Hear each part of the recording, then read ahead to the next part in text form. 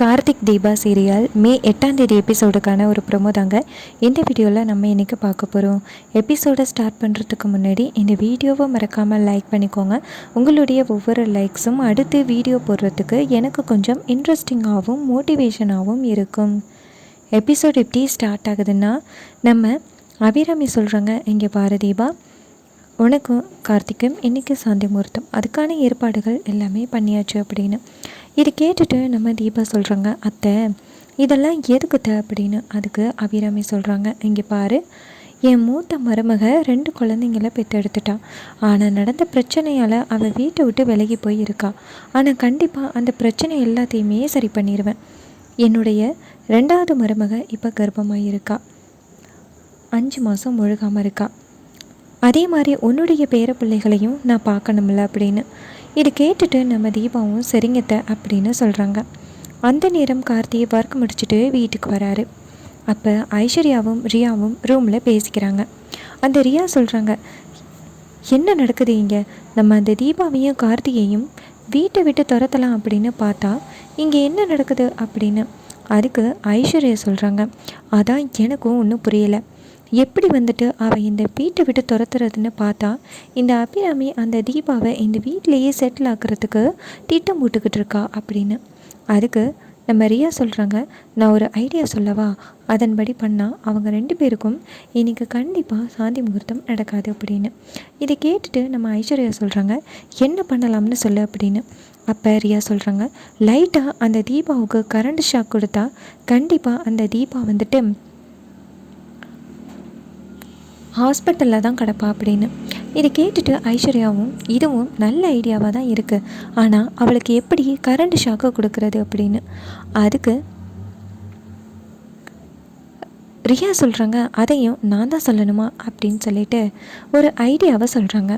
இது கேட்டுட்டு ஐஸ்வர்யாவும் செம்ம சூப்பர், இதன்படி பண்ணால் அவள் கண்டிப்பாக வந்துட்டு ஹாஸ்பிட்டலில் தான் இருப்பா அப்படின்னு. இன்னொரு பக்கம் நம்ம அபிராமி நேராக மைதிலியையும் மீனாட்சியையும் கூப்பிட்றாங்க. நம்ம மீனாட்சி வந்து கேட்குறாங்க, அத்தை சொல்லுங்க அத்தை, என்ன ஹெல்ப் வேணும் அப்படின்னு. அதுக்கு நம்ம அபிராமி சொல்கிறாங்க, இங்கே பாரு, நீ தான் தீபாவை ரெடி பண்ணணும் அப்படின்னு.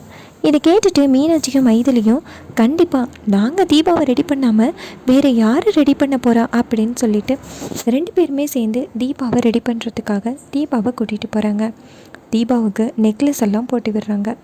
அப்போ நம்ம அபிராமி அங்கேருந்து வந்து தீபாவுக்கு ஒரு நெக்லஸை கொடுத்து, இதை தீபாவை போட சொல்லு அப்படின்னு சொல்ல நம்ம தீபா கேட்குறாங்க, அத்தை இதெல்லாம் எதுக்குத்த அப்படின்னு. அதுக்கு அபிராமி சொல்கிறாங்க, இங்கே பாரு, இதை நான் முன்னாடியே பண்ணியிருக்கணும், ஆனால் கொஞ்சம் லேட் பண்ணிட்டேன்.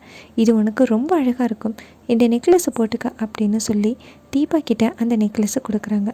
நம்ம தீபா அந்த நெக்லஸை வாங்க மறுக்கிறாங்க. அப்போ மைதிலி டக்குன்னு அந்த நெக்லஸை வாங்கி, கொடுங்க, போட்டு விட்டால் தான் அமைதியாக இருப்பா அப்படின்னு சொல்லிட்டு வாங்கி தீபாவோட கழுத்தில் போட்டு விடுறாங்க. நம்ம தீபா ரொம்பவே சந்தோஷமாக அந்த நெக்லஸை வாங்கிக்கிறாங்க. அப்போ நம்ம மைதிலி சொல்கிறாங்க, பார்த்தீங்களா, இப்போ அமைதியாக இருக்கா, அத்தைக்காரிக்கிட்டேருந்து எல்லாத்தையும் வாங்கிக்கணும்னு ஆசை, ஆனால் வாங்கிக்கிறதுக்கு ஒரு கூச்சம் அப்படின்னு. அப்போ நம்ம தீபா சிரிக்கிறாங்க. அப்போ அபிராமி சொல்கிறாங்க, என் மருமக பார்க்குறதுக்கு ரொம்ப அழகாக இருக்கா அப்படின்னு. அப்போ மீனாட்சி சொல்கிறாங்க, ஆமத்தை அப்படின்னு. அப்போ நம்ம அபிராமி சொல்கிறாங்க, அப்பையிலேருந்தே தீபாவுக்கு சப்போர்ட் பண்ணதுன்னா அது மீனாட்சி மட்டும்தான், மீனாட்சியை நான் புரிஞ்சிக்காமல் இருந்துட்டேன் அப்படின்னு. அப்போ மீனாட்சி சொல்கிறாங்க, அத்தை நீங்கள் இப்போ தீபாவை பற்றி புரிஞ்சுக்கிட்டீங்கல்ல, எனக்கு அது போதும் அப்படின்னு. இது கேட்டுட்டு அபிராமியும், சரி என் மருமகளை கூட்டிகிட்டு வாங்க அப்படின்னு சொல்லிட்டு நேராக சாமிக்கிட்ட கூட்டிகிட்டு போகிறாங்க. அங்கே போய்ட்டு நம்ம தீபாவுக்கு 90 பூசி விடுறாங்க. அதுக்கப்புறம் நம்ம கார்த்தியும் ரெடி ஆகுறாரு. கார்த்தி அவர் ரூமில் வெயிட் பண்ணுறாரு. இன்னொரு பக்கம் என்ன நடக்குதுன்னா, நம்ம மீனாட்சிக்கு ஒரு முக்கியமான கால் வந்துடுது. அதனால் மீனாட்சி அந்த இடத்துலேருந்து போகிறாங்க. அப்போ நம்ம மைதிலி நம்ம தீபாவை கூட்டிகிட்டு போகிறாங்க. அப்போ மறுபடியும் நம்ம மைதிலிக்கு ஒரு கால் வருது. இப்படி டைவர்ட் பண்ணுறது வேறு யாரும் இல்லை, அந்த ரியாவும் ஐஸ்வர்யாவும், அவங்க 2 பேரும் தான். 2 பேருமே டைவர்ட் பண்ணி அனுப்பினதோட நம்ம தீபா மட்டும் தனியாக நிற்கிறாங்க. அப்போ நம்ம ரியா வந்துட்டு நேராக தீபா கிட்ட, தீபா இங்கே ஃபோன் சார்ஜர் எங்கே இருக்குன்னு தெரியுமா அப்படின்னு கேட்க, அதுக்கு தீபா சொல்கிறாங்க, அதெல்லாம் எனக்கு தெரியாது அப்படின்னு. அப்போ ரியா சொல்கிறாங்க, ஐஸ்வர்யா அக்காவுக்கு ஏதோ ஃபோன் சரியில்லையா, சார்ஜ் போடணுமா, அதான் கேட்டேன் அப்படின்னு. இதை கேட்டுட்டு தீபாவும் சரி கொடுங்க, ஐஸ்வர்யா அக்காவுக்கு தானே நான் சார்ஜ் போட்டுக்கிறேன் அப்படின்னு சொல்ல ரியா சொல்கிறாங்க தோ அந்த ஸ்விட்ச் போர்டு தான் அப்படின்னு சொல்ல தீபாவும் சரி அப்படின்னு சொல்லிட்டு அந்த ஸ்விட்ச் போர்டில் சார்ஜ் போட போகிறாங்க. அப்போ திடீர்னு தீபாவுக்கு கரண்ட் ஷாக் அடிச்சிருது. நம்ம தீபா டக்குன்னு மயக்கம் மட்டும் கீழே விழுகிறாங்க. அப்போ என்னடா இது சத்தம் அப்படின்ட்டு எல்லாருமே ஓடி வராங்க. வந்து பார்த்தா தீபா ஒரு ஓரமாக மயக்கம் மட்டும் கிடக்கிறத பார்த்துட்டு செம்ம ஷாக் ஆகுறாங்க. கார்த்தி அங்கேருந்து ஓடி வராரு. தீபா மயக்கம் மட்டும் கிடக்கிறத பார்த்துட்டு கார்த்தி ஓடி வந்து தீபாவை தூக்குறாரு. அப்போ நம்ம அபிராமி சொல்கிறாங்க என்னன்னு தெரியல கார்த்தி, திடீர்னு சத்தம் கேட்டுச்சு, வந்து பார்த்தா தீபா மயக்கத்தில் கிடக்கா அப்படின்னு. அப்போ நம்ம கார்த்தி அந்த சுவிட்ச் போர்டை பார்க்குறாரு. பார்த்ததோட நம்ம கார்த்தி சொல்கிறாரு தீபாவுக்கு சாக்கடிச்சிருக்கும் போல் அப்படின்னு சொல்லிட்டு தீபாவோட மூச்சை செக் பண்ணுறாரு. தீபா மூச்சு பேச்சு இல்லாமல் இருக்காங்க. அப்போ நம்ம கார்த்தி தீபாவுக்கு ஃபர்ஸ்ட் எய்ட் பண்ணுறாரு. அதுக்கப்புறம் நம்ம தீபாவை நேராக ஹாஸ்பிட்டல் தூக்கிட்டு போகிறாங்க. அப்போ நம்ம அபிராமி தீபா மீனாட்சிக்கிட்ட சொல்கிறாங்க தீபாவுக்கு இன்றைக்கி வாழ்க்கை நல்லபடியாக ஆரம்பிக்கணும்னு பார்த்தா இப்படி ஆகிருச்சு அப்படின்னு.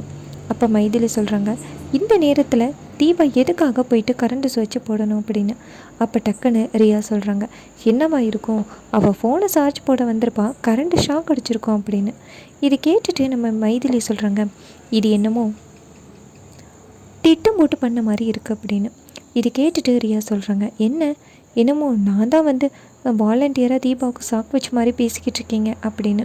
அதுக்கு மைதிலி சொல்கிறாங்க ஒருவேளை அப்படி கூட நடந்திருக்கலாம்ல, நீங்கள்லாம் செய்கிற ஆள் தானே அப்படின்னு. இதை கேட்டுட்டு ரியா டென்ஷன் ஆகுறாங்க. தீபாவை கொண்டு போய் ஹாஸ்பிட்டலில் அட்மிட் பண்ணுறாங்க. நம்ம தீபா ரொம்பவே சோகமாக இருக்காங்க. நம்ம கார்த்தி சொல்கிறாரு தீபா கிட்ட தீபா இப்போ உடம்பு தேவலாமா அப்படின்னு. அப்போ தீபா சொல்கிறாங்க பரவாயில்ல சார் அப்படின்னு. அப்போ கார்த்தி கேட்குறாரு என்ன தான் ஆச்சு தீபா அப்படின்னு.